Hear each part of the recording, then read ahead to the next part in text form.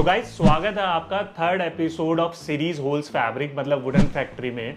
आज के एपिसोड में मैं आपको बताने वाला हूं कि हमारी फैक्ट्री सेटअप कैसे हुआ, नहीं हमारा जो मशीन सेटअप है वो फैक्ट्री में कैसे हुआ। जी हाँ, अभी तक मैंने आपको दिखाया कि हमने लैंड कैसे सिलेक्ट करी थी, उसके बाद हमने दिखाया कि जनरल प्लानिंग हमने कैसे करी।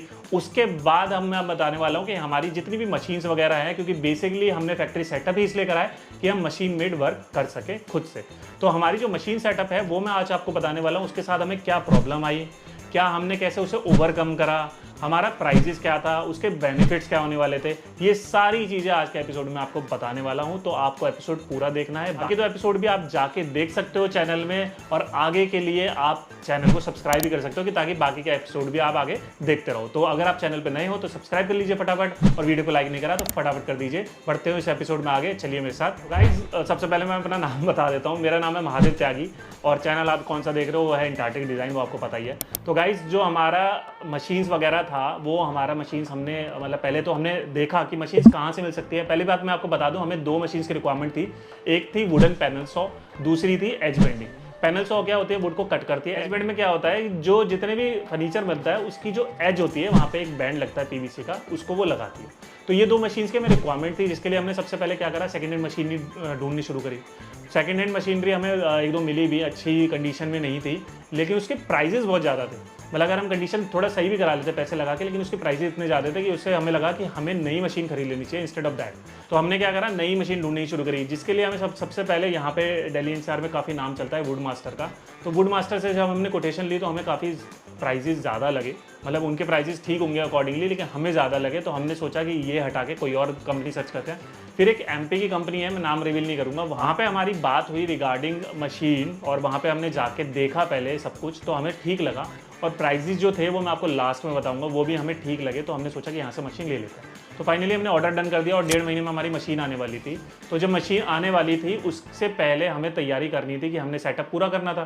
तो मैंने आपको लास्ट एपिसोड में दिखाया था कि हमारा सेटअप पूरा हो गया था, हम प्लानिंग कर रहे थे, और हमारे पास टाइम था तब भी 20-25 दिन का, जब हमारी मशीन आनी थी।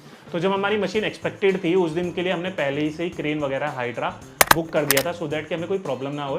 तो हम जब मशीन आ गई तो वहाँ पे हमने हाइड्रा बुलाया और मशीन को अंदर कराया। जो मैंने आपको दिखाया था लास्ट एपिसोड में कि जो पोजीशन हम सोच रहे थे कि यहाँ पे रखवाना चाहिए, वहीं पे हम मशीन रखवाने वाले थे, लेकिन पहली प्रॉब्लम वहीं से शुरू हो गई।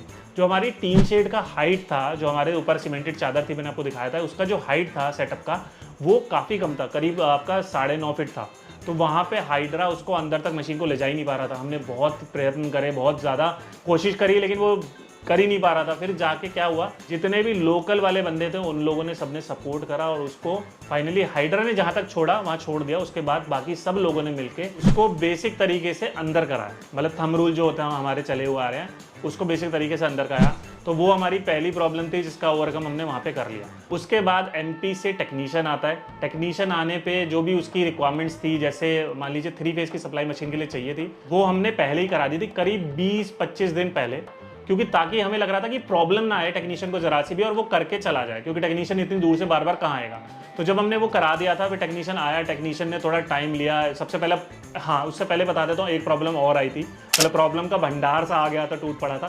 तो एक प्रॉब्लम और आई थी, जब मशीन हम रख रहे थे जहाँ पे, तो भैया ने कहा कि इसकी जो विड्थ है वो और चाहिए, अदरवाइज इसका जो रनर है, जो मतलब रन करेगा वहाँ पे, जो स्लाइड है बेसिकली, वो चलेगी नहीं। तो हमें उसके लिए एक पोल था जिससे सपोर्ट मिल रहा था। ऊपर के जितनी भी शीट्स थी, चादर थी, सीमेंटेड फाइबर शीट थी, उनको जो सपोर्ट मिल रहा था, उसके लिए हमें ये वो पोल जो था कटवाना पड़ा। तो वो हमने कटवाया। उसके लिए बाकी हम बाद में सोच रहे हैं कि हम कोई सपोर्ट लगवा लेंगे, तो वो हमने कटवाया, उसको हमने ओवरकम करा। फिर फाइनली जब भैया ने टाइम लेके उसे सेटअप करा, उसका आर्म वाम सेट करा, जितना भी उसमें मेजरिंग टेप है वो सब लगाया। उसके बाद करने के लिए, कमिश्निंग के लिए जब वो चालू हुए, तो एक और प्रॉब्लम आन पड़ी। प्रॉब्लम क्या थी कि जो सप्लाई थी वो तो चालू थी, लेकिन वो मशीन ही चालू नहीं हो रही थी सप्लाई से। फिर भैया ने बोला कि भैया ये मतलब इसमें सप्लाई में कुछ खराबी है। तो मैंने भैया को क्वेश्चन बोला, मैंने कहा भैया ये टेस्ट करके तो आप लाए थे, तो फिर ऐसा तो नहीं मशीन में कोई खराबी हो? कह रहे नहीं, ऐसी प्रॉब्लम हमने पहले भी फेस करी हुई है। तो थैंक्स टू हिज एक्सपीरियंस हमें पता लगा कि बिजली में कोई प्रॉब्लम हो सकती है। तो हमने लाइनमैन को फिर कॉल करा, और लाइनमैन ने बोला यार अभी मैं नहीं आ सकता हूँ, बहुत टाइम हो गया था, काफ़ी लेट हो गया था। उन्होंने कहा मैं सुबह आऊँगा। तो एक दिन के लिए हमारा वो डिले हो गया। तो फिर लाइनमैन जब सुबह आया तो उसको करा, तो फाइनली थैंक गॉड वो हो गया और वो सेटअप हो गया फाइनली। तो उसके बाद जब हमने पूजा वगैरह कराई, उसको पूजा कराने के बाद हमने थोड़ा प्रसाद डिस्ट्रीब्यूट करा, इस तरीके से फिर हमने भगवान को धन्यवाद करा इस सेटअप के लिए। और इस तरीके से हमारी सारी प्रॉब्लम सॉर्ट आउट हो गई, मतलब 3-4 प्रॉब्लम आई थी हमें, वो सॉर्ट आउट हो गई। और फिर फाइनली मैं बता देता हूँ, जब पैनल सो हमारा लग गया है तो उसको हम मशीन को कैसे यूज़ करेंगे किचन वगैरह में, वो भी मैं आपको दिखाता चलूँगा साथ साथ। लेकिन अभी मैं फिलहाल बता देता हूँ कि इसका जितना बेनिफिट होने वाला है वो क्या क्या है। जैसे मैंने आपको बताया कि पैनल सॉ का बेनिफिट ये है, एक तो बोर्ड बहुत तेज़ी से कट सकता है, प्रीसीजन से कट सकता है। दूसरा बेनिफिट ये है कि बोर्ड को आप 45 डिग्री पे काट सकते हो। उससे फ़ायदा क्या होता है, जितना भी ड्रॉर वगैरह आजकल बन रहा है 45 डिग्री पे जो बंद होता है वो बन सकता है। 45 डिग्री पे और भी चीज़ें क्लब होकर अपने बॉक्सेस वगैरह बन सकते हैं। तो ये एक फ़ायदा होता है पैनल सॉ का। और दूसरी चीज़ क्या है कि जो एज बेंड है हमारा, उसका क्या फ़ायदा होता है, जितनी भी फर्नीचर होता है आपने देखा वो साइड में एज बेंड लगा होता है, वो शार्प होता है तो बच्चों के लिए खतरनाक होता है, बड़ों का हाथ भी कट जाता है कई बार। तो इस वजह से वो एज बेंड, हमारा जो एज बेंड मशीन है उससे मोटा एज बेंड लग सकता है, जिससे बिल्कुल भी प्रॉब्लम नहीं आती कटिंग वगैरह की। और जो फिनिशिंग है वो सीमलेस आती है आउट थ्रू दी पूरा बोर्ड। तो सारा फर्नीचर ऐसा लगता है, मतलब टोटली इंपोर्टेड लगता है और बहुत ही ज़्यादा हाई प्रिसीजन वाला, हाई फिनिशिंग वाला लगता है। तो ये उसका बेनिफिट होने वाला है दोनों का।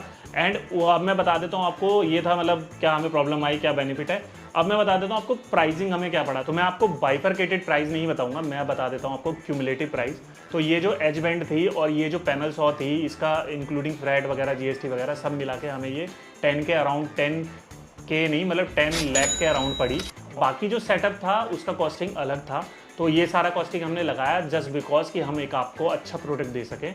और मैंने आपको बताया था जल्दी हमारा एक पोर्टल भी आएगा जिससे आप ऑर्डर कर पाओगे ऑनलाइन। तो फिलहाल यही था इस एपिसोड में, बाकी सारे एपिसोड भी आप देख सकते हो चैनल पे जाके। ठीक है, समझ गया। और हाँ, ये एपिसोड एक भी ना छूटे उसके लिए चैनल को सब्सक्राइब करो और बेल नोटिफिकेशन दबा दो ताकि सारे एपिसोड आपको जल्द से जल्द मिल जाए। तो फिलहाल के लिए इतना ही था, मिलता हूँ आपसे अगले एपिसोड में, एपिसोड 4 में। अभी के लिए फिलहाल इतना ही, थैंक यू, बाय बाय।